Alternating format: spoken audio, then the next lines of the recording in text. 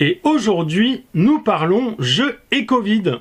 Et oui, car depuis un an, les questions fusent sur cette pandémie de coronavirus et à l'instar de tout le reste, nous tentons d'y mettre du sens. Après avoir mis nos meilleurs chercheurs sur la question, nous pouvons enfin dire qu'on y voit plus clair dans ce merdier. Eureka, l'explication est en fait d'une simplicité enfantine. Nous participons à un escape game géant. C'était là depuis le départ, sous notre nez masqué, et on ne voyait rien. Rappelez-vous, la trame narrative était présente depuis le premier jour ou presque, portée par un étrange message. Habitants de la Terre, une maladie inconnue semble être apparue ces derniers temps du côté de Wuhan. Désormais, elle se propage avec une certaine fulgurance sur l'ensemble du globe. Pour permettre de sauver le maximum de personnes, vous avez dans votre besace une attestation de déplacement vierge, un rouleau de papier toilette triple épaisseur et un masque de plongée Décathlon. Bonne chance!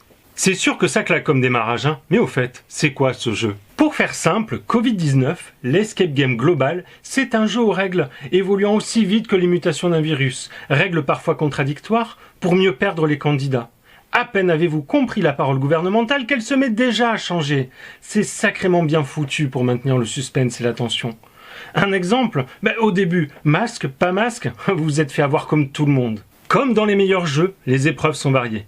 Ainsi de celle appelée la course à la vaccination qui se révèle pour certains laborieuse et ne se passe pas comme souhaité.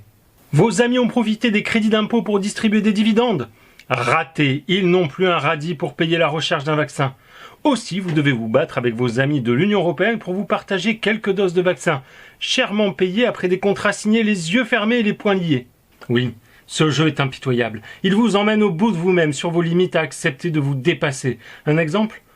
Un Russe vous propose un produit nommé Spoutnik. L'acceptez-vous?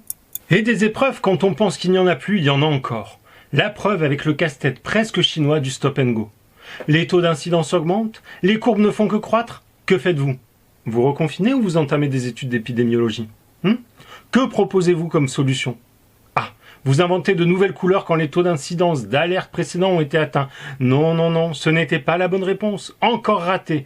Vous n'avez pas réussi à résoudre cette énigme dans les temps. Vous êtes sanctionné. Vous prenez un nouveau confinement de 4 semaines. Ce jeu est décidément cruel. Mais ce jeu est-il sans fin? Non. Le bout du tunnel approche, vous ravalez votre fierté, vous lancez des vaccinodromes, l'affaire est presque dans le sac. Mais attention, les variants viennent rabattre l'écart de l'efficacité vaccinale. Arriverez-vous à sortir à temps?